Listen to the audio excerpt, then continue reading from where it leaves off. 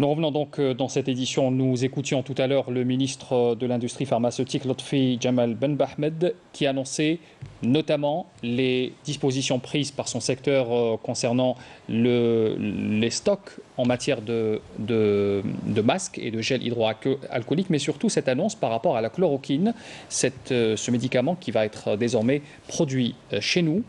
Et nous avons avec nous justement Dr Abdelwahad Karrar. Vous êtes président de l'Union nationale des opérateurs en pharmacie. Vous êtes avec nous en direct par téléphone. Merci d'avoir accepté de répondre à nos questions.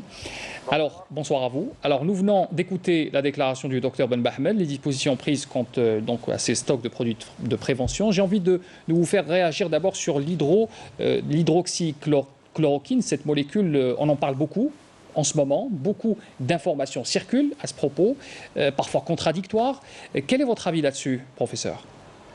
Écoutez, aujourd'hui, l'hydroxychloroquine, il y a une étude qui a été publiée la semaine passée, française, qui a été faite sur 80 malades et qui clairement montre des résultats positifs, bien sûr associés à un antibiotique qui est l'azithromycine.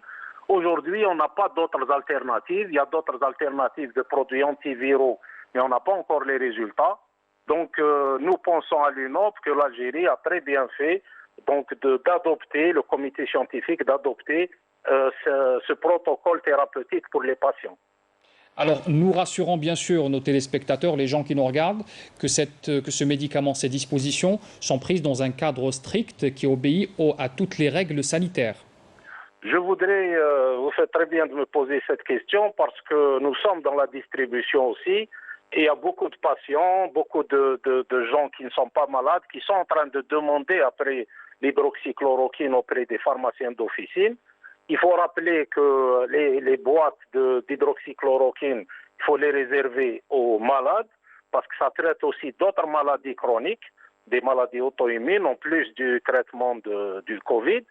Et donc, ces boîtes-là, il faut qu'elles soient prescrites par le médecin. Il y a des contre-indications oculaires, cardiaques qu'il faut strictement respecter.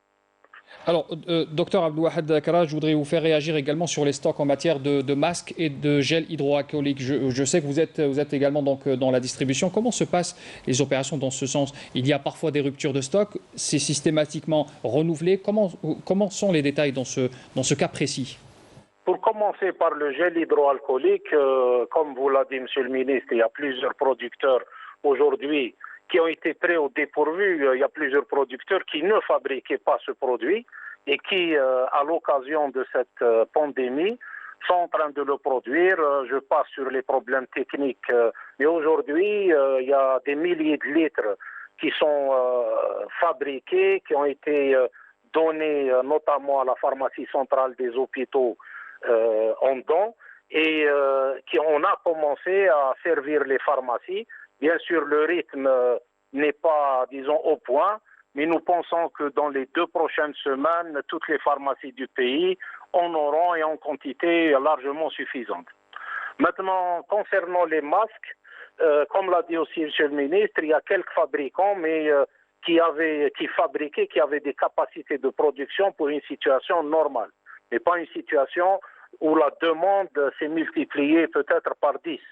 Donc l'importation de ces masques est obligatoire et aujourd'hui, si vous voulez, sur le marché international, les téléspectateurs doivent savoir que la demande est très forte. Tous les pays sont en train de demander des masques, mais pas que des masques, des consommables de protection, des lunettes, des surchausses, des blouses pour protéger les médecins. Et sur le marché international, la demande est très forte et les prix sont très volatiles. Donc voilà, merci docteur Abdelwahad Karrar. Je rappelle que vous êtes président de l'Union nationale des opérateurs en pharmacie. Vous étiez avec nous en direct par téléphone ce soir. Merci à vous pour votre intervention. Merci.